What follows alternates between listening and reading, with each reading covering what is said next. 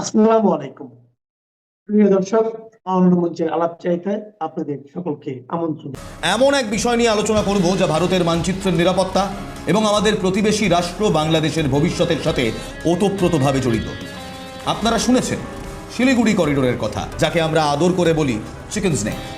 কিন্তু আপনারা কি জানেন এই 22 কিলোমিটারের এক ফালি জমি এখন বিশ্বের অন্যতম সুরক্ষিত সামরিক দুর্গে পরিণত হয়েছে? বাংলাদেশের বর্তমান অস্থিরতা এবং ভারতের উত্তর পূর্বাঞ্চলকে বিচ্ছিন্ন করার যে হুমকি ঢাকা থেকে আসছে, তার পাল্টা জবাব দিতে ইন্ডিয়ান আর্মি এখন এক ঐতিহাসিক রণকৌশল সাজিয়েছে। শুধু রণক্ষেত্র নয় কিংবা রক্ষণাত্মক নয়, ভারত এখন এমন এক অবস্থান নিয়েছে যেখানে তারা চাইলে বাংলাদেশের নিজস্ব চিকেন স্নেক বা চট্টগ্রাম করিডোরকে মুহূর্তের মধ্যে বিচ্ছিন্ন করে দেওয়ার ক্ষমতা রাখে। শিলিগুড়ি করিডোরের সংকীর্ণ রাস্তার উপর দিয়ে ভারতীয় সেনার T-90 ট্যাঙ্কের সারি যাচ্ছে। ড্রোন ফুটেজে দেখা যাচ্ছে বিএসএফ এর কড়া নজরদারি। শিলিগুড়ি করিডোর ভারতের মূল ভূখণ্ডের সাথে সেভেন সিস্টার্সের একমাত্র সংযোগস্থল। এই সরু পথটি বন্ধ করে দেওয়ার স্বপ্ন দেখছে কিছু উগ্রপন্থী সংগঠন, কিন্তু ভারতের বর্তমান সরকার এবং সামরিক বাহিনী সেই সুযোগ কাউকে দেবে না। ভারত এখন বাংলাদেশের চারপাশ দিয়ে সামরিক ও অর্থনৈতিক এমন এক জাল বুনেছে যাকে বলা হচ্ছে মাস্টার স্ট্রোক। এই জালের এক প্রান্তে যদি শিলিগুড়ি থাকে, তবে অন্য প্রান্ত গিয়ে পৌঁছচ্ছে চট্টগ্রামের পার্বত্য অঞ্চল এবং মায়ানমারের সিত্তাওয়ে বন্দর। এবং এই চট্টগ্রামের পার্বত্য অঞ্চলে এই মুহূর্তে কিছু গোপন অপারেশন চলছে। বাংলাদেশের অন্তর্বর্তী সরকারের প্রধান মোহাম্মদ ইউনূস সম্প্রতি দাবি করেছেন যে বাংলাদেশই নাকি ভারতের সেভেন সিস্টার্সের অভিভাবক। কি হাস্যকর দাবি! তিনি চীনকে আমন্ত্রণ জানিয়েছেন ভারতের দোরগোড়ায় বিনিয়োগ করার জন্য। এমনকি বাংলাদেশের প্রাক্তন সেনা কর্মকর্তারাও হুমকি দিচ্ছেন যে ভারত যদি পাকিস্তানকে আক্রমণ করে কিংবা পাকিস্তানে আক্রমণ করে, তবে তারা ভারতের উত্তর পূর্বাঞ্চল দখল করে নেবে। এগুলো পাগলের প্রলাপ। দিল্লি কি শান্ত হয়ে বসে আছে নাকি? একেবারেই না। ভারত এখন প্রোঅ্যাক্টিভ মোডে কাজ করছে। আমরা আজ দেখাবো কিভাবে ভারত চট্টগ্রাম পার্বত্য অঞ্চল বা সিআইটি, চট্টগ্রাম হিল ট্র্যাক্টস, নিজের প্রভাব বিস্তার করে বাংলাদেশকে কূটনৈতিকভাবে একেবারে কোণঠাসা করে দিয়েছে। এই মুহূর্তে যাদের ছবি দেখছেন তারা আমাদের ভৈরব ব্যাটালিয়ন। এই Bhairav battalion all forms of ওয়ারফেয়ারে শুধুমাত্র কেপেবল নয়, সুপটু। নতুন ব্রিগেড, নতুন ব্যাটালিয়ন ভৈরবস। ভৈরবের সঙ্গে আরও একটা ব্যাটালিয়ন শুরু হয়েছে, তার নাম হচ্ছে রুদ্র ব্যাটালিয়ন। ছবি দেখাবো। রুদ্র ব্যাটালিয়ন, এই হলো রুদ্র ব্যাটালিয়ন, যারা পার্বত্য অঞ্চলে, যারা আকাশ থেকে ঝাঁপ দিয়ে প্যারাট্রুপ করে যে কোনো যুদ্ধক্ষেত্রে মিনিটের মধ্যে পৌঁছে যেতে পারে। শুধু তাই নয়, light weight mechanisms, heavy infantry, artillery fire, tanks, সমস্ত ওয়ারফেয়ারে তারা এই মুহূর্তে নাম্বার ওয়ান। অ্যান্ড এই রুদ্র ব্রিগেডকে আটকানো সম্ভব নয়। অশ্বমেধের ঘোড়া বলতে পারেন এই রুদ্র ব্রিগেড। ভারতীয় সেনাবাহিনী কেবল সীমান্ত পাহারা দিচ্ছে না, তারা স্থায়ীভাবে এই এলাকাকে সুরক্ষিত করছে। সরকার 4টি নতুন সামরিক গ্যারিসন বা ঘাঁটি তৈরির অনুমোদন দিয়েছে। চোপড়া, বাংলার চোপড়া, ধুবড়ি, কিষানগঞ্জ এবং মিজোরামে। বিশেষ করে মিজোরামের ঘাঁটিটি অত্যন্ত গুরুত্বপূর্ণ কৌশলগতভাবে, কারণ এটি সরাসরি বাংলাদেশের চট্টগ্রামের দরজায় করা আছে, একেবারে চট্টগ্রামের দরজার সামনে এই ঘাঁটিটা। কেন এই বিপুল সামরিক সমাবেশ? কারণ ভারত আর কোনো রিস্ক নিতে চায় না। যদি ঢাকা থেকে ভারতের সরবরাহ লাইন বন্ধ করার চেষ্টা হয় কিংবা রিইনফোর্সমেন্ট লাইন, লজিস্টিক লাইন বন্ধ করার চেষ্টা হয়, তবে ভারতের এই 4টি ঘাঁটি পাল্টা আঘাত হানার জন্য একেবারে প্রস্তুত। বিশেষ করে মিজোরামের এই পজিশন থেকে ভারত সরাসরি চট্টগ্রামের বিদ্রোহী গোষ্ঠীগুলিকে নিয়ন্ত্রণ করার ক্ষমতা রাখে। বাংলাদেশের চট্টগ্রামের ভেতর প্রচুর রেবেল গ্রুপস আছে, যারা বাংলাদেশকে নিয়ে খুশি নয়, যারা বাংলাদেশ সরকারের বিরুদ্ধে এই মুহূর্তে ওপেন রেবেলিয়নে রয়েছে। ভারত কিন্তু সেই রেবেল গ্রুপসকে দিয়ে চট্টগ্রামের 12টা বাজিয়ে দিতে পারে। আকাশপথে এই মুহূর্তে ভারতের দাপট অজেয়। অসমের তেজপুর এয়ারবেসে ঢেলে সাজানো হচ্ছে এই এয়ারবেসটি। প্রতিরক্ষা মন্ত্রক এর জন্য 382 একর জমি দিয়েছে, অর্থাৎ জমি অধিগ্রহণের সবুজ সংকেত দিয়েছে। এখানে বসানো হচ্ছে অ্যাডভান্সড ওয়েপন সিস্টেম এবং সুদর্শন চক্র কিংবা S-400 এর মতো মিসাইল ডিফেন্স শিল্ড। তেজপুর আর কেবল একটি এয়ারবেস নেই। এতদিন যেটা আমরা ভাবতাম আসামের তেজপুরে একটি মাত্র এয়ারবেস আছে, না, এটি পুরো উত্তর পূর্ব ভারতের আকাশের ছাতা কিংবা দি আমব্রেলা অফ দ্য স্কাইজ হয়ে গিয়েছে। যা এখন চীন এবং বাংলাদেশ দুটো দেশকে উভয় দিক থেকে ভাবাচ্ছে। কারণ যদি বাংলাদেশ কিংবা চীনের পক্ষ থেকে কোনো রকম আক্রমণ আসে, তেজপুরের নতুন মিলিটারি সিস্টেম সেই আক্রমণকে ভেঙে চুড়ে শেষ করে দেবে। এবার ভাবুন তো, শিলিগুড়ি করিডোর থেকে মাত্র 200 কিলোমিটার দূরে হাসিমারাতে রাফায়েল স্কোয়াড্রন, আর তেজপুরে সুখয় স্কোয়াড্রন, তার সঙ্গে S-400s and the entire military Arsenal. এই দুই শক্তির মাঝে বাংলাদেশের বিমান বাহিনী কি আদৌ টিকতে পারবে? ভারতের এই এয়ার সুপিরিয়রিটি ঢাকার যে কোনো হঠকারী সিদ্ধান্তের ওপর এক গ্লাস জল ঠিক এভাবে নিয়ে এভাবে ঢেলে দিচ্ছে। এই যে এত স্বপ্ন দেখছে বাংলাদেশ, এত ম্যাপ, এত বক্তব্য, এই যে সুখয় আর রাফায়েলসগুলো কি আমরা এমনি এমনি হাসিমারা আর তেজপুরে রেখেছি? চলুন ইতিহাসের এক অন্ধকার অধ্যায় ঘুরে আসি। 47 সাল দেশ ভাগ হয়। তখন চট্টগ্রামের পার্বত্য অঞ্চল বা CHT ছিল 97 থেকে 98% অমুসলিম, মূলত বৌদ্ধ ও হিন্দু আদিবাসী। ব্রিটিশদের নিয়ম অনুযায়ী এটি ভারতের অংশ হওয়ারই কথা ছিল এবং 15ই আগস্ট সেখানে ভারতের তেরঙ্গাই উড়েছিল। কিন্তু স্যার সিরিল র্যাডক্লিফ, যিনি আমাদের পার্টিশনের লাইন এঁকেছিলেন, তার এক কলমের খোঁচায় এই এলাকাটি পাকিস্তানকে দিয়ে দেন, কারণ তাদের নাকি চট্টগ্রামের বন্দরের নিরাপত্তার জন্য এই এলাকাটি প্রয়োজন ছিল। সেই সময় জওহরলাল নেহরু আন্তর্জাতিক বিতর্কের ভয়ে সামরিক পদক্ষেপ নিতে অস্বীকার করেছিলেন। জুনাগড়ের কথা মনে আছে? জুনাগড় চেয়েছিল পাকিস্তানে যাবে, জুনাগড়ের নবাব চেয়েছিল পাকিস্তানে যাবে। জুনাগড়ের মানুষ 80 to 85% অমুসলিম মানুষ ছিল, তারা ভারত চেয়েছিলেন। সর্দার বল্লভভাই পাটেল কিন্তু জুনাগড়ে ভারতীয় সেনা পাঠিয়ে জুনাগড়কে ভারতের আধীনেই রেখেছিল। কিন্তু নেহেরু সেই সময় এই চট্টগ্রাম হিল ট্র্যাককে আন্তর্জাতিক প্রেশারের ভয় আর সেনা দিয়ে অধিকার করেন। কিন্তু আজ 2025 সাল, এটা নতুন ভারত। 2025 সালে দাঁড়িয়ে ভারত সেই ঐতিহাসিক ভুল শুধরে নিতে চাইছে। কুকি চীন ন্যাশনাল ফ্রন্ট বা KNF এর মতো বিদ্রোহী এখন বাংলাদেশের স্বায়ত্তশাসনের দাবির যে লড়াই, সেই লড়াইয়ে সামিল হয়েছে।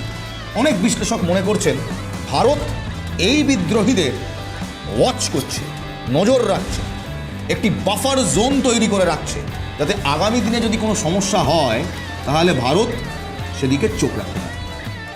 বাংলাদেশ যদি মনে করে তারা ভারতের ট্রানজিট আটকে দিয়ে 7 সিস্টার্সকে ভাতে মারবে, তবে তারা ভুল করছে এবং দিবা স্বপ্ন দেখছে। ভারত $1 বিলিয়ন খরচ করে তৈরি করেছে কালাদান মাল্টিমোডাল ট্রানজিট। এটি এমন এক রুট যা বাংলাদেশের মাটি ছোঁবেই না। কলকাতা থেকে জাহাজ যাবে মায়ানমারের সিতাওয়ে বন্দরে, 539 কিলোমিটার সমুদ্রপথ, সেখান থেকে নদীপথে পালেতোয়া এবং তারপর সড়কপথে সোজা মিজোরাম। বাংলাদেশের দরকার নেই। এই প্রজেক্ট চালু হওয়ার অর্থ হলো ভারতের 7 সিস্টার্স আর বাংলাদেশের দয়ার উপর নির্ভরশীল নয়, এমনিও নয়, আগামী দিনেও থাকবে না। এই অপারেশনাল সাকসেস বাংলাদেশের জন্য এক বিশাল অর্থনৈতিক ধাক্কা হতে চলেছে, কারণ তারা কোটি কোটি টাকার ট্রানজিট ফি ভারতের কাছ থেকে হারাবে। এমনি দেউলিয়া দেশ, চালটা, ডিমটা, দুধটা সব আমাদের কাছ থেকে নেয়, সবটাই আমাদের কাছ থেকে নেয়। এরপর যখন আমরা ডাইরেক্ট কলকাতা থেকে সিতাওয়ে হয়ে মিজোরাম চলে যাব, তখন যে ট্রানজিট ফিটা পেতো এতদিন, সেই ট্রানজিট ফিটাও বন্ধ হবে। এবার আপনাদের কিছু ভিডিও দেখাবো। এই ভিডিওগুলো সরাসরি ভারতীয় সেনার তরফ থেকে ক্যালকাটা নিউজকে দেওয়া, দ্য বিগ স্টোরিকে দেওয়া, আমায় দেওয়া, এবং সেখানে আমাদের 2টো ব্যাটালিয়নের রুদ্রমূর্তি আপনাদের দেখাবো। যে 2টো ব্যাটালিয়ন এই মুহূর্তে কোনো জায়গায় at any point of India, at any point outside India operation করতে সক্ষম এবং যাদের এই মুহূর্তে রীতিমতো ডরাচ্ছে বাংলাদেশ, পাকিস্তান এবং চীন। ফার্স্ট লেডিজ অ্যান্ড জেন্টলম্যান, ভালো করে দেখুন the Rudra brigade.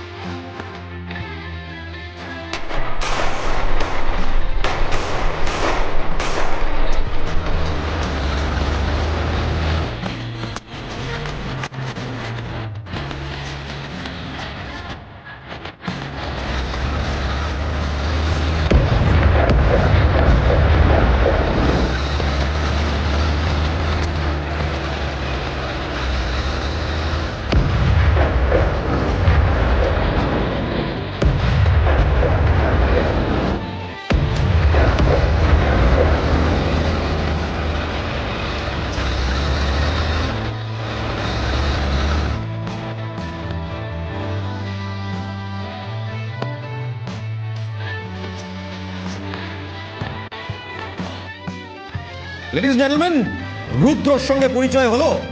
This is the Rudra brigade. একেবারে প্রলয় মাছ করতে পারে এই রুদ্র ব্রিগেড। জল, আকাশ, স্থল, তিন জগেই এই ব্রিগেড অপরাজেয়। এবার আরেকটি brigade, the Bhairavs. Ladies and gentleman, the Indian army ভৈরবস।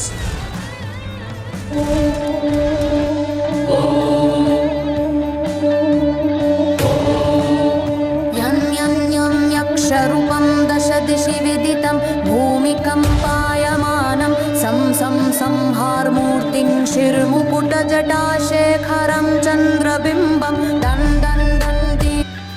ভৈরবস দেখলেন ভৈরবদের? এই ভৈরব ব্রিগেড যে কোনো সময় স্থলপথে সেই সব অপারেশন করতে পারে যে অপারেশন এক সময় মানুষ ভাবত আদৌ কি সম্ভব। Now ladies and gentleman, let me introduce you to the Indian army's self reliance T-90 tanks. যে ট্যাঙ্কগুলো একবার যদি বাংলাদেশে ঢোকে, বাংলাদেশের 12টা বেড়ে যাবে। বিশ্বাস করুন, 12টা বেঁচে যাবে। The T-90 tanks, ladies and gentleman.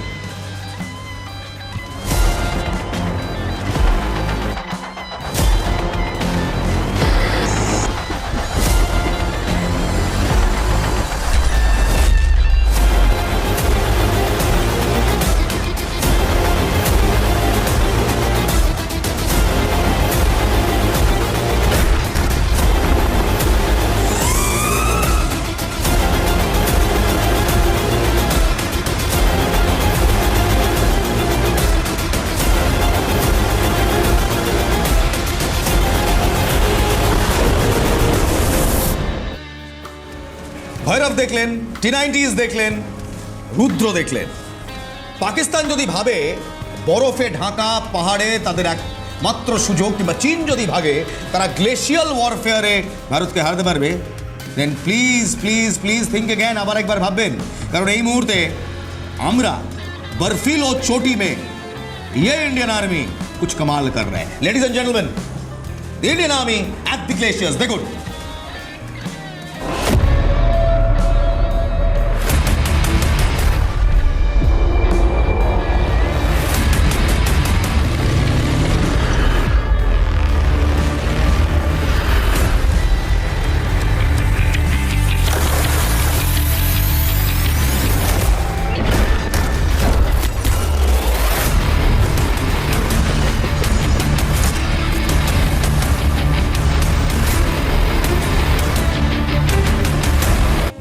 এটা নতুন ভারত, এবং এটা নতুন ভারতের নতুন ইন্ডিয়ান আর্মি। ভারত কেবল স্থলেই নয়, সমুদ্রেও বাংলাদেশকে চারদিক থেকে ঘিরে ফেলার পরিকল্পনা চূড়ান্ত করেছে। হলদিয়াতে তৈরি হচ্ছে ভারতের নতুন নেভাল বেস। এই বাংলার হলদিয়াতে তৈরি হচ্ছে ভারতের নতুন নেভাল বেস বা নৌঘাঁটি। এখানে মোতায়েন করা হচ্ছে 120টি ফাস্ট ইন্টারসেপ্টর ক্রাফট FIC এবং 31টি নতুন water jet fast attack craft, অর্থাৎ স্পিড স্পিড স্পিড দ্রুততা। এই ছোট্ট কিন্তু মারাত্মক জাহাজগুলো বঙ্গোপসাগরে পাহারাদারি করবে। এর মূল লক্ষ্য হলো বাংলাদেশের উপকূল দিয়ে যাতে কোনো পাকিস্তানি বা চীনা অনুপ্রবেশ না হয় এবং কলকাতার বন্দরকে একেবারে এয়ার টাইট, ওয়াটার টাইট সুরক্ষিত রাখা। অর্থাৎ বাংলাদেশের জলসীমার ঠিক পাশেই এখন ভারতের নৌবাহিনীর বিশাল এক দেওয়াল দাঁড়িয়ে গেছে, দ্য হলদিয়া বন্দর। বাংলাদেশের এখন লালমনিরহাট এয়ারবেস আধুনিকীকরণ করছে চীনা সহায়তায়, যা শিলিগুড়ি করিডোরের খুব কাছে।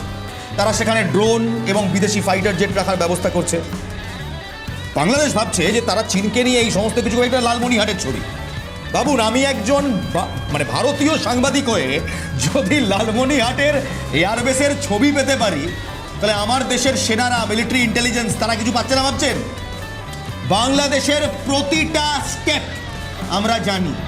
আর এর জবাবে ভারত এখন সীমান্তের ওপারে কিংবা একদম ওপরে ব্রাহ্মস মিসাইল রেজিমেন্ট এবং আকাশে NG defence system, BrahMos missile system এবং আকাশ NG সিস্টেম মোতায়েন করেছে। লালমনিরহাট করছে, আমাদের ব্রাহ্মস রয়েছে, বলতেও দেবে না। আমি মাঝখানে শুনেছিলাম একজন ডিফেন্স পার্সোনালের কাছে যে পাকিস্তান একবার একজন DRDO সায়েন্টিস্টকে জিজ্ঞেস করেছিল যে আপনারা পাকিস্তানকে ব্রাহ্মস দিচ্ছেন না কেন। তিনি হেসে উত্তর দিয়েছিলেন, চাপ নেবেন না, আপনাদের জন্য ডেলিভারি ফ্রি। বাংলাদেশকেও এটাই বলবো, চাপ নেবেন না, ব্রাহ্মস আপনাদের জন্য ডেলিভারি ফ্রি। শিলিগুড়ি করিডোর রক্ষায় 75টিরও বেশি যুদ্ধবিমান এখন হাই অ্যালার্টে আছে। কিন্তু আসল রোমাঞ্চকর তথ্যটি হলো, গোয়েন্দা রিপোর্ট বলছে ভারত কেবল রক্ষায় বিশ্বাসী নয়।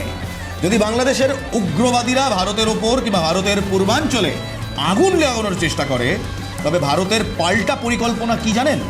বাংলাদেশকে 3 টুকরো করে দেওয়া। কি সেই গোপন অপারেশন যা ঢাকার কপালে এই মুহূর্তে চিন্তার ভাঁজ ফেলছে? কিভাবে 3 টুকরো করা হবে বাংলাদেশকে? What is the dossier and ladies and gentleman, what is the plan? সব জানাবো একটা 2 মিনিটের ব্রেকের পর। যারা ইউটিউবে দেখছেন, অনেকে দেখছেন, দেখতে পাচ্ছি, কোথাও যাবেন না, 2 minute, grab a glass of water, এক কাপ চা নিয়ে আসুন, কারণ আজ এই বিরতির পর আমাদের মোক্ষম অস্ত্রটি, ব্রহ্মাস্ত্রটি আপনাদের বলবো। যদি বাংলাদেশ বাড়ে, তাহলে বাংলাদেশকে 3 টুকরো করার অপশন ভারতের হাতে রয়েছে। আপনারা কি জানেন কেন ভারত হঠাৎ হলদিয়াতে নেভেল বেস বানাচ্ছে? গত বছর পাকিস্তানের guided missile frigate PNS Taimur বাংলাদেশে এসেছিল। দেখুন আপনাদের সেই পিএনএস তাইমুরের ছবি দেখাই। গত বছর এই পিএনএস তাইমুর হঠাৎ করে বাংলাদেশে আসে, কি এমনি এমনি এসেছিল নাকি? একেবারে নয়। পিএনএস তাইমুর যখন এসেছিল তখন থেকেই কিন্তু আমরা সতর্ক হয়ে গিয়েছিলাম। Ladies and gentleman, PNS Taimur দেখা তো ভাই থোড়া। পিএনএস তাইমুরের ক্রুয়ের ছবি দেখছেন। পাকিস্তান আর বাংলাদেশের এই ক্রমবর্ধমান সামরিক ঘনিষ্ঠতা রুখতে ভারত এখন হলদিয়া ডক কমপ্লেক্সকে একটি পূর্ণাঙ্গ সামরিক ঘাঁটিতে রূপান্তরিত করছে, যা যে কোনো সময় বঙ্গোপসাগরে শত্রুর জাহাজকে চ্যালেঞ্জ জানাতে পারে। ভারত বুঝিয়ে দিচ্ছে যে বে অফ বেঙ্গল ভারতের এলাকা, এখানে বাইরের কারও খবরদারি চলবে না। এই পিএনএস তাইমুর এসছিল, সেদিন থেকে আমরা নজর রাখছি এবং হলদিয়া বন্দর তৈরি করে আমরা বুঝিয়ে দিলাম, বস দিস ইজ ইন্ডিয়ান ওয়াটার্স, এখানে কারো দাদাগিরি চলবে না। ভারতীয় সেনাবাহিনী এখন ড্রোনের ওপর বিশেষ জোর দিচ্ছে। আধুনিক যুদ্ধে ড্রোনের লড়া হয়, আর শিলিগুড়ি করিডোরে ভারতের ড্রোন ইন্টিগ্রেশন প্রোগ্রাম এখন চূড়ান্ত পর্যায়ে গিয়ে পৌঁছেছে। যদি ঢাকা পাকিস্তানের সাথে কোনো প্রতিরক্ষা চুক্তি করে, তবে ভারতের পরবর্তী পদক্ষেপ হবে বাংলাদেশের উত্তর ও দক্ষিণ প্রান্তের সরবরাহ একেবারে বিচ্ছিন্ন করে দেওয়া। মিজোরামের ঘাঁটি থেকে ভারতীয় সেনারা চাইলে যে কোনো সময় বাংলাদেশের মূল ভূখণ্ড থেকে চট্টগ্রামকে সম্পূর্ণ আলাদা করে দিতে পারে। এটি হবে ভারতের অপারেশন চিকেন স্নেক। আরে চিকেন স্নেক তো বাংলাদেশেরও আছে, আবার দুটো আছে। শত্রুর ঘাড় মটকে দেওয়ার পরিকল্পনা আমাদের তৈরি। বন্ধুগণ, সেই ঘাড় মটকানোর কাজটা কারা করবে জানেন? এই আমার এখানেই লেখা রয়েছে, সেই ঘাড় মটকানোর কাজটা যে ব্রিগেডটি করবে সেটা হলো ভারতীয় সেনা। আর ভারতীয় সেনা এই মুহূর্তে সর্বশক্তিমান। এমনি বলছি না, একটা ঝলক দেখাবো। স্পেশালি ইন্ডিয়ান আর্মি এডিজিপিআই থেকে দেওয়া এই ভিডিও, যা এই মুহূর্তে ভারতীয় সেনার মনোবল, তাদের সাহস, তাদের চাঙ্গা হওয়ার যে প্রতিশ্রুতি, সেটা দেখাচ্ছে। দেখুন,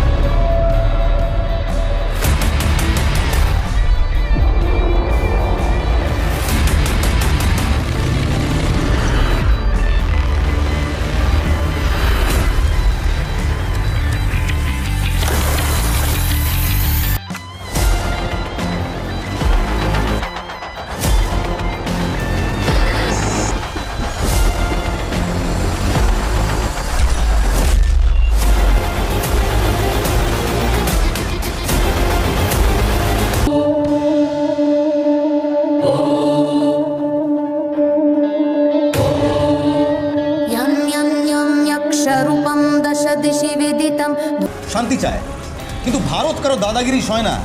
শিলিগুড়ি করিডোর ভারতের মেরুদণ্ড, আর সেই মেরুদণ্ডে আঘাত করার সাহস কারণ নেই। এমনকি সেই মেরুদণ্ডে আঘাত করার হুমকি দেওয়ারও সাহস আর কারণ নেই। কানাডার প্রজেক্ট দিয়ে ভারত এখন মায়ানমারের মাধ্যমে নিজের বিকল্প রাস্তা খুলে নিয়েছে। আর চট্টগ্রাম পার্বত্য অঞ্চলের ওপর ভারতের কৌশলগত নিয়ন্ত্রণ এখন সময়ের অপেক্ষা মাত্র। মোহাম্মদ ইউনূস সাহেব যদি ভাবেন যে চীন আর পাকিস্তানকে নিয়ে তিনি ভারতকে ভয় দেখাবেন, তবে তিনি হয়তো ভুলে গেছেন 1971-এর ইতিহাস। ভারত যেমন এক জাতিকে স্বাধীন করতে পারে, তেমনি নিজের অখণ্ডতা রক্ষার যে কোনো মানচিত্রকে বদলে দেওয়ার ক্ষমতাও রাখে। ভারতের সেনাবাহিনী তৈরি, ভারতের নৌবাহিনী তৈরি, আর ভারত সরকার এখন চূড়ান্ত অ্যাকশন মোডে। তিনটে বিষয় নিয়ে আলোচনা করতে চলে এলাম। এক হচ্ছে গিয়ে চিকেন নেকে আরও বড় তৎপরতা শুরু করে দিয়েছে ভারত, এবং চিকেন নেক সংলগ্ন আরও বেশ কিছু ডিপার্টমেন্ট যেরকম চালু, সেরকম খুব কাছাকাছি সেভেন সিস্টার্সের মধ্যেই আরও একটি নতুন আমাদের এয়ারবেসে একেবারে তৎপরতা তুঙ্গে। একা লালমনির হাট দিয়ে বাংলাদেশ কি রক্ষা করতে পারবে তাদের মুন্ডু? বলা যাচ্ছে না কখন কি হবে, যখন তখন যে কোনো কিছু হয়ে যেতে পারে।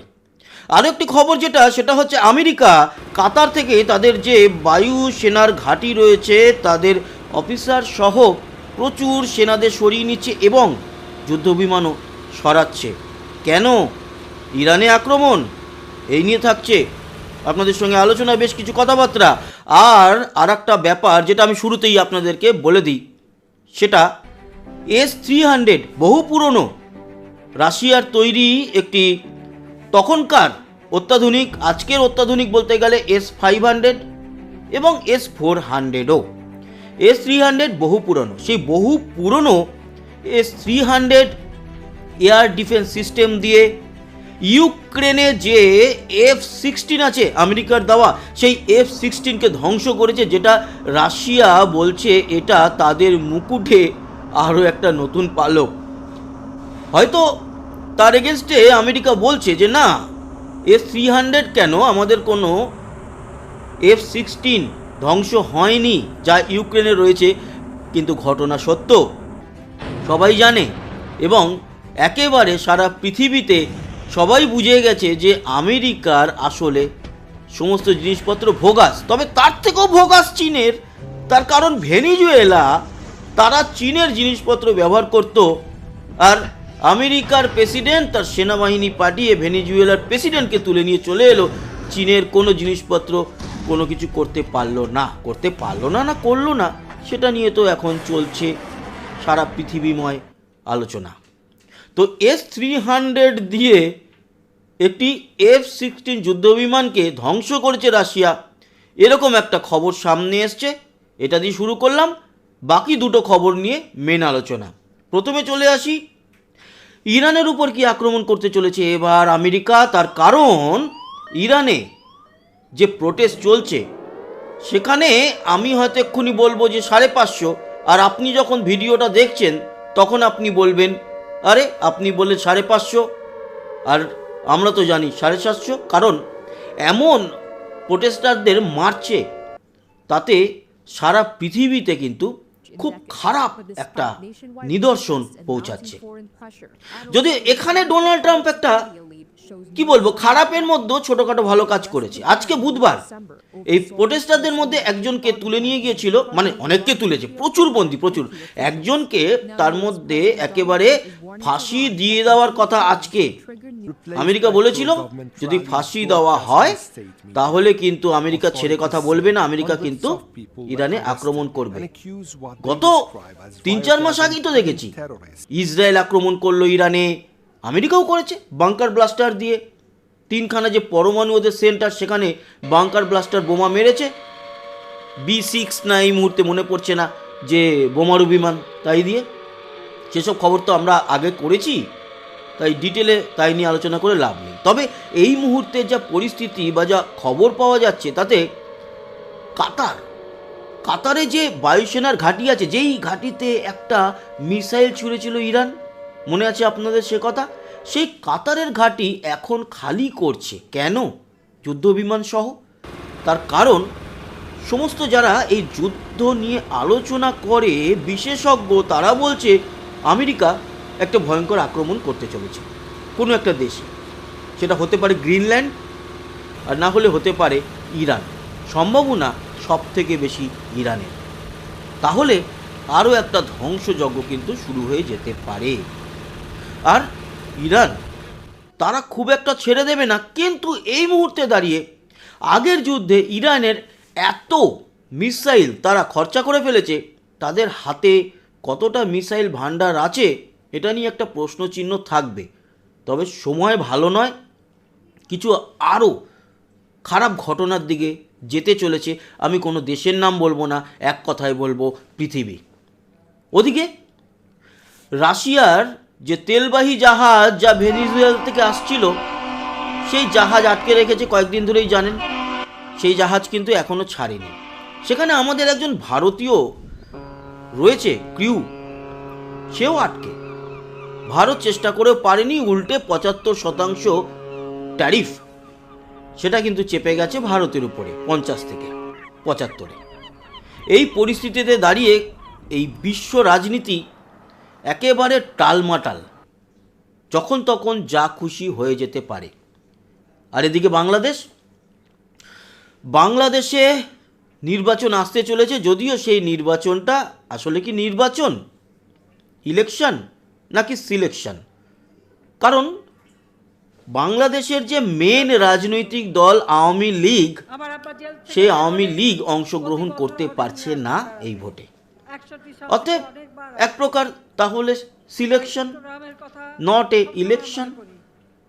আর শেখ হাসিনা একটা কথা বলেছেন, যদিও এই কথাটা ওনার আগে একজন ইউটিউবার হয়তো উনি নন, হয়তো সাংবাদিক হবেন, ইউটিউবে উনি বলেছিলেন নো বোট নো ভোট।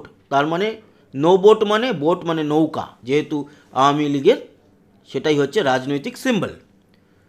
এবার এই যে বারবার 7 সিস্টার দখল করব, লালমনিরহাট এয়ারবেস, সেটা দিয়ে ভারতের একেবারে সব কিছু শেষ করে দেবো, অকাত বাবু, অকাত।